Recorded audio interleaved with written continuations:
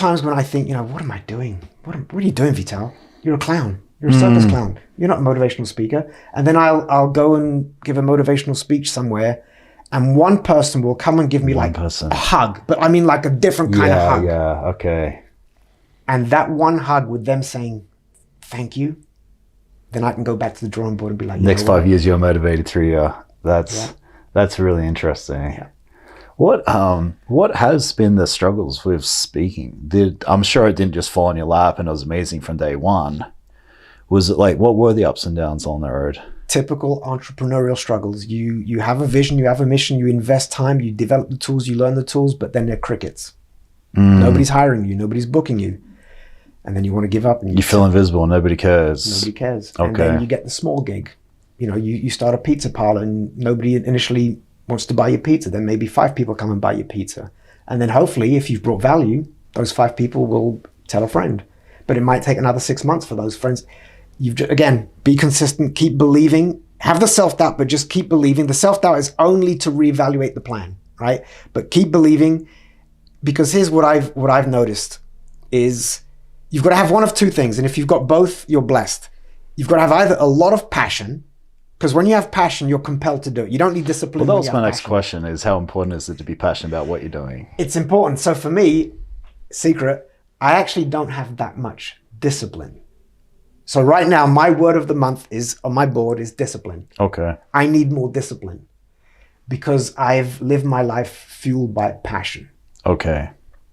But there are times when I don't always have the passion. So now I've got to leverage discipline, but I don't have enough discipline. So any dream that you're pursuing, connect with your passion. And if the passion isn't getting you over the line, then you've got to develop discipline. Gotcha. But when you have both, you can't be stopped. Yeah, I was going to say unstoppable is the first word that comes to my mind. You cannot be stopped. That's really interesting. Yeah. So I know you've got the passion. I would imagine with your life background, you've got to have discipline.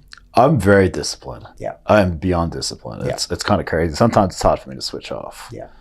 I don't know why. I think it's that software. I think I'm just lucky. I think I'm lucky. I just like going to the gym. I like reading. Like I read 3 to 4 hours a day. Yeah. I'm not even trying to in a bragging way. It's literally what I do. Something new I started doing is rather than watching TV or watching Family Guy, I'm like, okay, Charles Darwin. Let's learn about him. Charles Darwin leads to Vincent van Gogh. Vincent van Gogh is like, I wonder if they had slavery in England. Start researching that. And then I realized, oh my God, there was more slavery in England than there was anywhere else in the world. And then, hey, let's learn about segregation. And segregation leads to Martin Luther King. Martin Luther King leads to who shot Martin Luther King. And I'm keeping track of all these things. I'm like, oh my God, I'm becoming... And the reason behind it was I don't want to sound like an idiot on camera. Yeah. You bring up something to do with England, I want to know. I want to already have a fair bit of an idea so I can have an intelligent conversation with you. Yeah. But what it's doing is like dinosaurs. I'm loving it. And what I realized, I spent so much time, and I don't watch a lot of television compared to most people, but what I realized when I am watching television, why not learn something? Absolutely. And it's been amazing. I cannot stress. And plus I'm reading 3 to 4 hours a day on top of that. And I'm having these conversations. So it's like brilliant. knowledge. But what I'm glad about you is that type of behavior, I have some of that.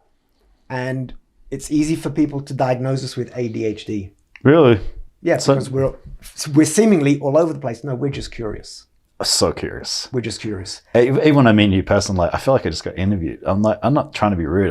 I'm very curious about people. But that's it. I'm the same way. Yeah. And so curiosity leads to knowledge, wisdom, intellect, and that empowers us. So. And then you want to share it with other people. It's not for yes, you're it's like as soon as I learn about it, I want to tell someone else about it. So passion, discipline, and curiosity. I mean, but very quickly going back to your thing about curiosity and wanting to learn. I mean, you go down the rabbit hole. I do that too. But if it's going back to mindset, you've got an open mindset. By the fact that you are curious, it's opening your world. Yeah. Which means that you are learning to view life from a different way other than just what's yours. Yeah, 100%, right? And that's why I want this platform to be, is a non-biased platform. If you're a vegetarian, I want to know why you're a vegetarian. Yeah. If you're a carnivore, why you're a carnivore.